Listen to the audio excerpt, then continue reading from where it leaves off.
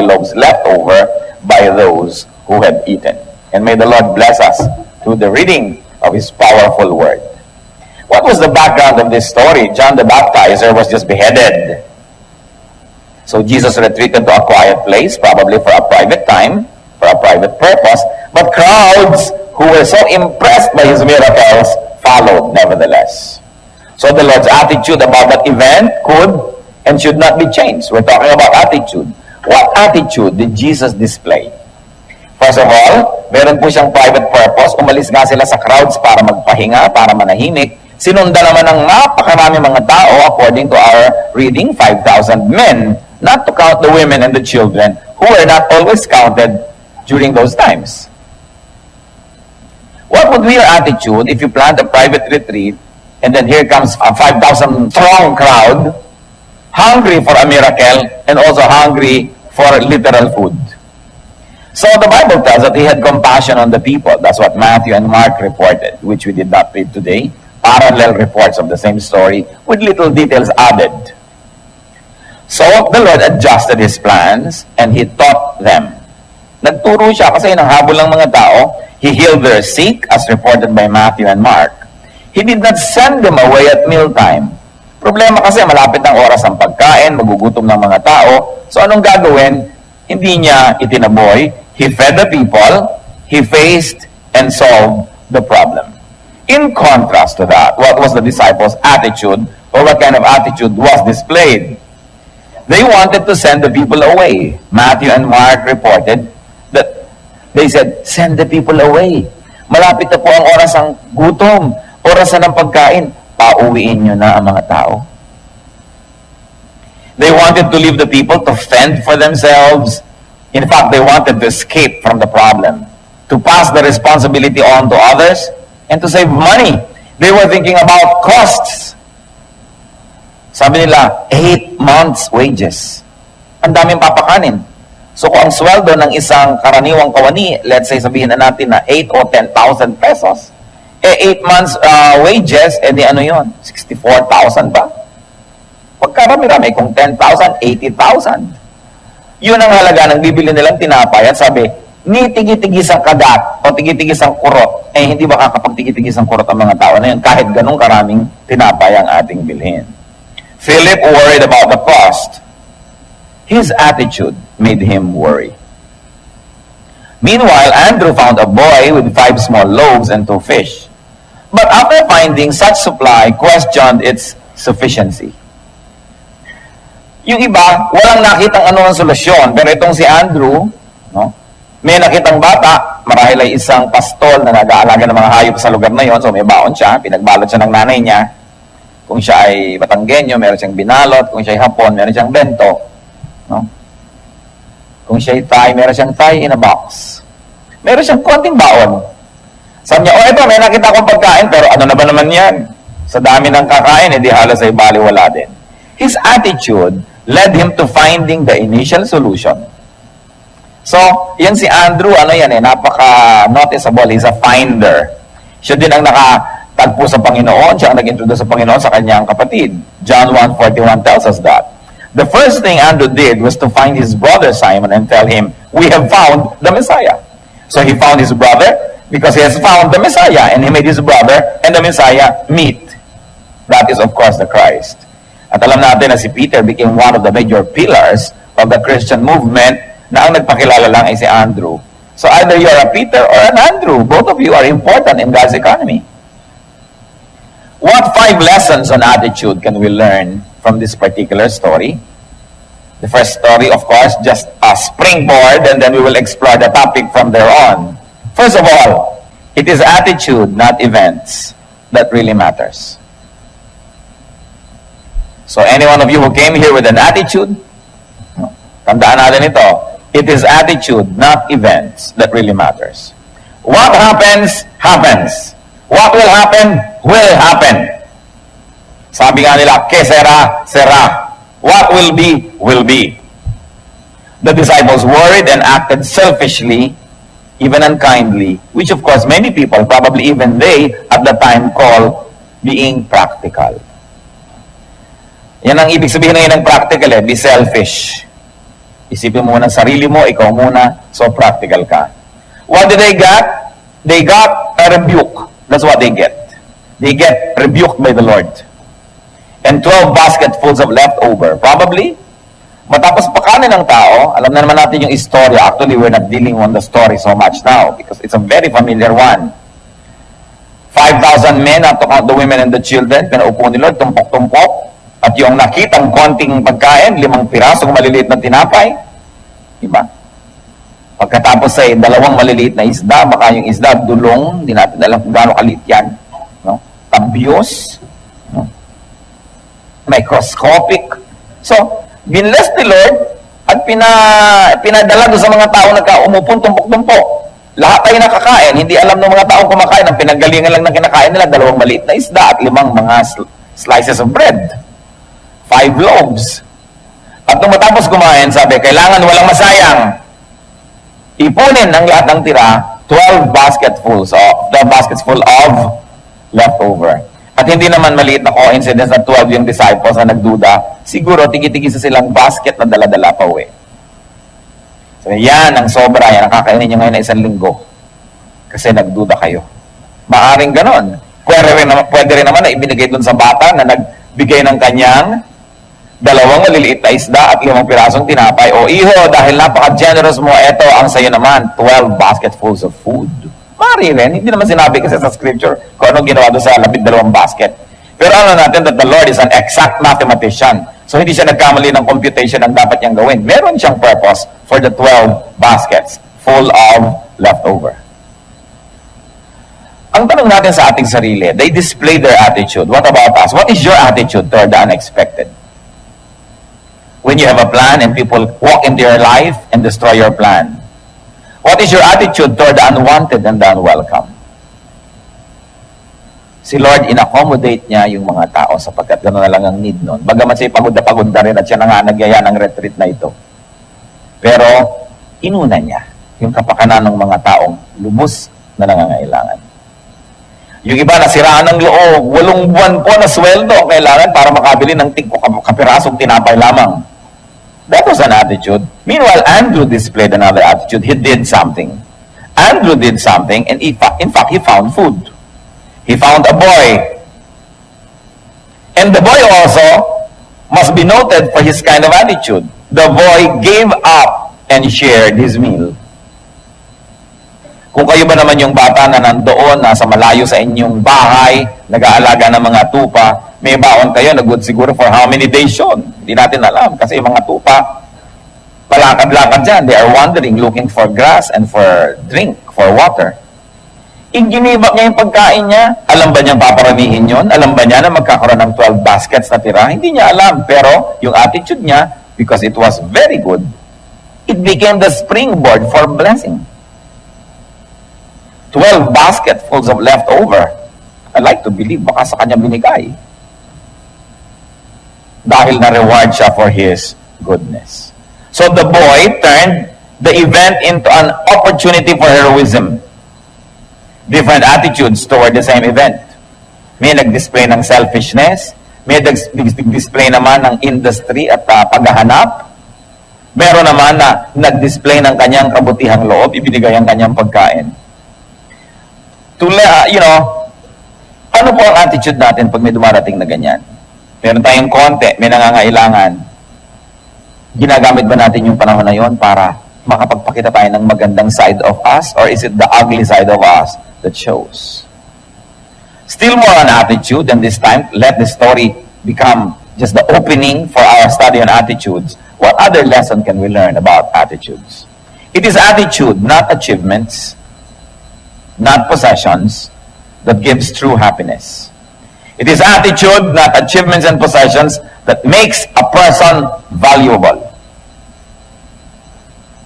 Hindi nadadaan sa dami ng mga na-accomplish, hindi nadadaan sa dami ng mga ari-arian para ang isang tao ay maging masaya at para ang isang tao ay maging mahalaga sa mundo at sa kanyang kapwa-tao. Proverbs 15:17. Better a meal of vegetables where there is love than a fattened calf with hatred. Of course, may cultural context ang paggamit ng word na vegetables dito. Ibig sabihin, pagkain ng mahirap. Ngayon naman, hindi na ganun. Mga marami ng mayaman, puro gusto vegetable na lang kasi nagda-diet sila. No? Pero yung sa konteksto ng pagsulat ng Proverbs, parang pag mayaman ka at marami kang pagkain, dapat ang kinakain mo, meat.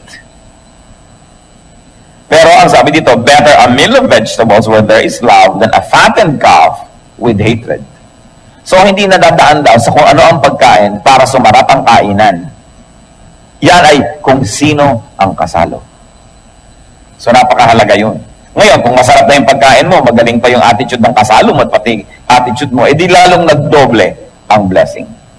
Maraming masasarap na pagkain ang hindi nakakain dahil walang gana yung mga magkakasalo sa mesa. Minsan, nagbabatuhan pa sila ng karne na yon dahil nagkakaaway-away sila habang kumakain. Luke 12:15, watch out, be on your guard against all kinds of greed. A man's life does not consist in the abundance of his possessions. So it is attitude, not possessions, that makes a person rich. May mga tao na ordinaryong-ordinaryo lang ang income, ordinaryong-ordinaryo ang ari-arian, pero feeling rich. Kahit nakaupo lang sa balde ng Baguio Oil, nangunguyakoy at nagpapapedicure sa Blumentritt, no? Feeling rich. Umiinom ng sago at palamig, parang feeling na niya, nasa Boracay siya. Wala yan sa lugar. Wala sa ari-arian. Nasa ugali. Nasa puso. Nasa attitude. To quote from someone, the thoughts in your mind are more important than the things in your life. Or probably going to give it a little variation. The thoughts in your mind are more important than the money in your pocket. Napakahalaga kung anong uri ng mga thoughts ang laman ng ating isip. Ecclesiastes 5:19. Moreover, when God gives any man wealth and possessions and enables him to enjoy them, sasabihin niya, well, that is a beautiful life. Sinasabi dito ni Solomon that it is possible for a person to have wealth and possession, but that person is unable to enjoy those things. Kasi sabi, kaya kung meron ka na, napagkalooban ka ng kayamanan at mga ari-arian, at napagkalooban ka pa ng kakayahan to enjoy it, iyan ang tinatawag na blessing. Kaya hindi yung halaga ng ating mga ari-arian, kundi paano natin pinahahalagahan ang ating mga ari-arian. It's not the amount. Sino ang wealthy person? Wealth is not correctly measured by how much you have, but how much you enjoy what you have. Yun ang talagang wealth. Kung minsan nga, how much you enjoy what others have. Nakikipakinig ka sa radyo ng kapitbahay, nag-e-enjoy ka, that's wealth. Maraming magagandang tao, ang gaganda ng damit, ang gaganda ng alahas, sa halip na mainis ka at mainggit, tinitingnan mo sila, ine-enjoy ng mata mo ang kagandahan ng kanilang mga damit, ang kagandahan ng kanilang mga ayos, nag-e-enjoy ka nun. Nag-e-enjoy po ba kayong makakita ng mga magagandang tao o pag nakakita ka ng maganda, inggit agad na pumapasok sa iyong utak? Can you imagine? Nagpaganda siya ng nagpaganda, tapos ikaw ang titingin, edi libre ang iyong panoorin. Nagpabango ng nagpabango, ikaw itong singhot ng singhot sa tabi niya, hindi ka nagkagastos, yung ilong mong nag-enjoy. Alam niyo ba yung taong may pabango, hindi naman niya naaamoy yung pabango niya kasi ang amoy na yan, pag nagtagal ng naaamoy mo, namamatay yung pang-amoy mo, hindi mo na alam. So gumasa siya ng kutakot-takot para mabanguhan ka, edi libre. Ang dami-daming bagay na libre. Sabi nga nila, the best things in life are free. But we've got to have the attitude. Don't always be deceived by the desire to possess. Kasi kung minsan, pag ikaw yung may-ari, ikaw lang yung nagkakaroon ng burden of maintenance, burden of guarding, pagbabantay, pagmamantini. Ang hirap. Nakita niyo yung mga bantay ng mga bahay bakasyunan. Isang taon silang nakatira doon ng libre. Yung may-ari na nagbabayad ng buwis, nagpagawa no, nagme-maintain. Mga isang linggo lang, isang buwan nandun. Maraming bagay na pwede tayong ma-enjoy sa buhay. So, it is a man's thought and attitude that enables him to enjoy even possessions. Because even if your attitude is wrong, you still will not enjoy. Ang ang dami-daming mga tao nagkokolekta na ang mamahal na mga antique na mga bagay at artworks, tapos nasa vault. Kutak-kutakot na kombinasyon bago mo mabuksan. Ang gaganda ng mga plato nasa loob ng estante. Huwag niyong gagalawin yan. Ano pa kakainan natin? Yung mga Tupperware. Para hindi mabasag. Yung mga lata. Yan ang kakainan natin. Bibili ng mga ang ganda-ganda mga sopa, tatakpan ng plastic. Saan sila nakaupo? Sa lata ng floor wax. Attitude. Meron ka nga pero wala rin eh. So it is important. It is important that even though you don't have much, if you're contented, if you know how to make much of little, and we Filipinos are excellent at this, to make much of little. So 1 Timothy 6:6, godliness with contentment is great gain. Ano pong attitude natin? Anong attitude mo sa iyong kapatid na laging ang runong-runong, laging first honor, laging nakukuhang muse, tas ikaw hindi? At least pwede mo masabing, kapatid ko siya. Pero maraming mga tao na iinggit sa kapatid nila dahil ang daming talent. Pagka meron silang kaibigan na yumayaman, naiinis sila, pinupull down nila. At least kung mayaman yan, baka matapunan ka ng konting blessing. Baka maanggihan ka rin, kaysa pareho kayong wala. But there are many people whose attitude is so twisted na nag-e-enjoy sila na pare-pareho na lang wala kaysa meron silang kaibigan o kamag-anak na meron. Ang hindi nila alam, yung meron, pwede rin makatulong sa kanila yon sa iba't ibang pagkakataon kaysa pare-pareho lang wala. You should celebrate when one of you is rising. Because there are moments when even you will benefit from that kind of situation. So, attitude. Ano ba mga attitude dinidisplay natin sa ating buhay? Another lesson is that it is attitude, not events, that defines one's life. Not shapes. It is the attitude that gives shapes and color to life. Kahit anong event, hindi ang event ang nagpapasaya o nagpapalungkot sa tao, yung attitude. Joseph, the dreamer, was not destroyed by adversity. In fact, he was made through adversity. Paborito ng tatay niya na ini sa mga kapatid, isinel sa slavery, nakarating sa Egypt. Naging mabuting slave. Pinag-isipan naman ng masama ng kanyang kapwa, nakulong. Nung nakulong, anong nangyari? Doon pala niya mamimit ang mga katulong ng Pharaoh. Na pagdating ng panahon, yung mga katulong na yun na magbubulong sa Pharaoh tungkol sa kanya, ipapatawag siya. To make a long story short, siya naging second most powerful man in the land. But he could have not gone to that position had he not been imprisoned. He would have not been imprisoned kung hindi siya ginawa ng masama ng kanyang amo o ng asawa ng kanyang amo. And he would have not even gone there if his brothers did not sell him to slavery. So maraming mga tao are on their way to Egypt, to a land of slavery, pero ang nakikita lang nila, yun lang, kaya sila nalulungkot. Hindi nila nakikita na yun ay pintuan, entry point to greatness. It is attitude. Sabi nga, the same heat that melts the wax hardens the clay. So huwag niyo sisisihin yung init dahil kayo natunaw. Kung kandila kayo, pinasok kayo sa oven, tunaw kayo. Pero kung kayo putik, pinasok kayo sa oven, lalo kayong titigas. So it is really you, not the heat, that determines what kind of life you will have. Another lesson is that it is attitude, not looks, that makes one truly attractive. Ano po bang nagmamagnetize sa atin sa tao? Hindi talaga looks, attitude. Yung looks, pang-umpisa lang yon. Sapagkat, kung talagang ang looks ang nagiging attraction ng isang tao, bakit merong ang gagandang mga babae, inihiwalayan pa rin ang asawa? Bakit merong ang gagandang lalaking mga iniiwan pa rin ang asawa ay pinagpapalit sa mukhang bangungot? I have heard so many beautiful women lament na ipinagpalit sa kanila ng kanilang asawa, isang babae talagang mukhang bangungot na ang libangan lang ay ngumata ng chiclet, no? At manguyakoy. Puro peklat pagka hindi na pula ang ilaw.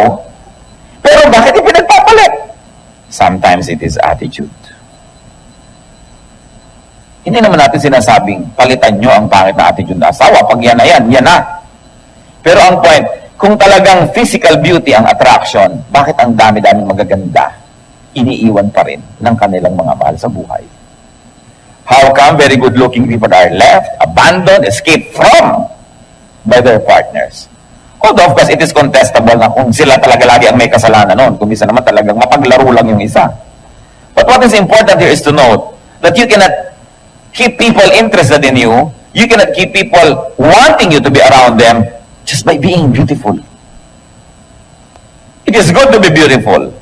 But remember, church, listen to this. What is good will definitely be beautiful. So it's not enough to just be beautiful. Be good.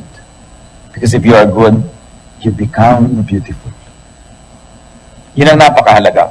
Improve your attitude more than your looks. Improve your attitude before your looks. Gaano karami yung tao na 3 oras nag-aayos ang buhok? Sa isang linggo, siguro 3 oras nakababad sa beauty parlor o sa gym. 3-4 na oras na nagbubuhat ng mga bakal na kung ano-ano, no? Para gumanda. Hindi masama. Inaayos ang balat, inaayos ang muscle, ang buhok, ang ngipin, ang lahat na.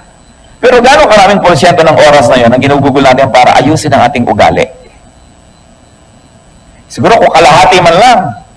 Nalilimutan ba nating magsuklay, manalamin bago lumabas ang bahay? Pero naaalala ba natin laging, teka, ano ba masama kung ugali kahapon na-display?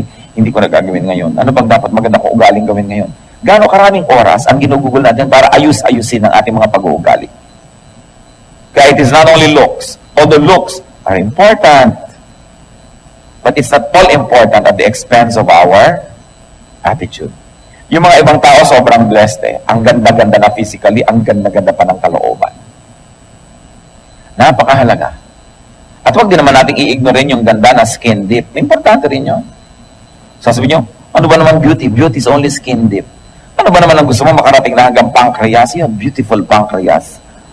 Mga sour grape lang kung minsan yan ang iba, no? I-appreciate it lang yung physical beauty. Yes, why not? But, more than that, it is the heart that really makes people beautiful. 1 Peter 3:3. Your beauty should not come from outward adornment, such as braided hair, and the wearing of gold jewelry, and fine clothes. Instead, it should be that of your inner self, the unfading beauty of a gentle and quiet spirit, which is of great worth in God's sight. Don't get the verse wrong. Hindi sinasabing huwag kayong mag-wear ng jewelry, hindi sinasabing huwag niyong itiritas ang inyong buhok, hindi sinasabing huwag kayong magpaganda. Pero ang sinasabi dito, hindi lang yan ang kagandahan. Kung meron kayo niyan, hindi yan sapat kung yan ay nandyan. Bagamat mabuti, mas lalo niyong pagandahin ang inyong kalooban. Yung iba naman kasi, akala pagka ikaw'y Kristiyano na, meron ka malinis na puso, kahit mukha kang tirinengay, okay na. Mukha kang sabukot, yung pag nasa lubog mo sa dilim, ay mapapatakbo ka, malinis naman ang aking puso, pero hindi ko makita yung puso mo, nakita ko yung buhok mo nakatirik. So, importante na maganda sa loob, maganda sa labas. Kaya nga po, binibigyan ko lang ng diin eh. Kung kalahati lang ng panahon na ginagamit natin sa pagpapaganda ng labas, inaasikaso natin yung kalooban natin, we would be wonderful, wonderful people. You brighten up a room just by entering it. But as it is, kahit ang ganda-ganda mo, kung ugali mo pangit, you brighten up a room just by leaving it. Kaya kasabihan natin, ang matatanda, bahay may palasyo kung nakatiray kwago, mabuti pa'y kubo kung nakatiray tao. Pero hindi naman sinasabing huwag kang titira sa palasyo. Kung tao ka na, nasa palasyo ka pa, then double blessing. Ngayon, kwago ka na, nasa kubo ka pa. Sumpa ka naman ng kalangitan, isa kang mariing hampas ng langit sa bayan. Kaya kailangan ayus-ayusin ang ating buhay. Sa Isaiah 53 verse 2, dinidescribe po ni Isaiah ang Panginoong Jesus. He had no beauty or majesty to attract us to Him. Nothing in His appearance that we should desire Him. Yan po ang description ng propetang sa Isaiah tungkol sa Panginoong Jesus. Daan-daang taon pa bago siya nagsakatawang tao at isinilang sa lupa. Kaya mali yung mga artistic depiction na sobrang, ay, ganda naman ang lahat-lahat, no? Sabi, He had no beauty nor majesty to attract us to Him. Nothing in His presence that we should desire Him. And definitely, hindi umiilaw ang kanyang ulo. Walang bilog sa ibabaw ng kanyang ulo. Kasi kung meron nun, ba't kinailangan pa siyang halikan ni Judas to identify dun sa madilim na garden? Eh di dapat, ayun, yung umiilaw, yun ang hulihin. So nakikita natin even yung mali, yung mga artistic depictions of the Lord. 1 Samuel 16:7, man looks at the outward appearance, but but the Lord looks at the heart. Kaya napakahalagang yung puso uunahin natin. Hindi naman ine-neglect yung katawan, yung appearance, pero mas bigyan pa ng diin yung ating puso. Panglima, tungkol sa attitude. Attitude can be chosen. Pwedeng piliin kung ano ang attitude na ating palalabasin. Attitude is under your control. Proverbs 29:11, a wise man keeps himself under control. Huwag niyo sabihin na wala ako ng control kasi nakakainis siya eh. Kasi kung tuwing may nakakainis, nawawalan ka ng control, therefore, wala kang sariling orbit. Your life is shaped, determined, defined by the behavior of people around you. Wala kang kakanyahan, kasarinlan, wala kang pagkatao. Pero binigyan tayo ni Lord nun. 1 Corinthians 7:37, man is under no compulsion, but has control over his own will. So kung magdi-display ka ng galit, it is your choice. Magdi-display ka ng bad manners, it is your choice. You can choose to be good. You can choose to be bad. You can choose your attitude. Your attitude colors your world. But the nice thing about it is that it is your choice. Attitude can be chosen. Attitude can be changed. Attitude can be controlled. Galatians 5:22-23, discussing about fruit of the Spirit, a person full of the Spirit, but the fruit of the Spirit is, among others, self-control. Dapat natin gawing goal not to control others. Ano yung mga ibang tao, ang galing mag-control ng asawa, ang galing mag-control ng anak, ang galing mag-control ng mga empleyado, ang galing mag-control ng nasa paligid, pero hindi makontrol ang sarili. It is the most important conquest to control yourself. Philippians 4:11-13. Paul says, I have learned to be content whatever the circumstance. I know what it is we need, and I know what it is to have plenty. I have learned the secret of being content in any and every situation, whether well-fed or hungry, whether living in plenty or in want. Why? Because I can do everything through Him who gives me strength. Na sinasabi ni Paul, kaya kong gawin ang lahat sa pamamagitan ni Kristo na siyang nagbibigay sa akin ng kakayahan. Kaya huwag niyo sasabihin, hindi ko kasi kaya ang kontrol sa sarili ko eh. Hindi ko kasi, yung pituitary gland ko kasi eh. Yung sugar count ko kasi eh. Yung kasing bituka ko, yung abdo ko, yung kung sino-sino sinisi. Yung lola ko kasi. Alam mo, sabi kasi ni Freud, yung kung ano ng mga theories. We are in control of ourselves. That's what the Bible says. When you lose your temper, you usually lose. Kaya napaka-importante, pinipili ang attitude. What kind of attitude will I display today? If I am faced with a problematic person, what kind of attitude will I display? And remember this, people need love, especially those who don't deserve it. Kaya kung ang nila minamahal mo lang, yung kamahal-mahal, kahit naman mga hindi anak ng Diyos, ginagawa yun eh. Pero tayo mga anak ng Diyos, we have to be different. Sabi nga ni Lord, you have to be perfect because your Heavenly Father is perfect. To do something beyond what unbelievers are able to do. Choose your attitude and have the power to choose the quality of your life. The quality of your life is not dictated by the national GNP, by national statistics. The quality of your life is not dictated by geopolitics. It is not dictated by the exchange rate of the peso and the dollar. It is not even dictated by who will be the next president of this forsaken land. But the quality of your life is determined by your attitude. Ephesians 4:22-24. You were taught with regard to your former way of life to put off your old self, which is being corrupted by its deceitful desires, to be made new in the attitude of your minds, and to put on the new self, created to be like God in true righteousness and holiness. At ano pong sinasabi ng Philippians 2:5? Our nation is a great hope, and the hope of our nation is in our attitude.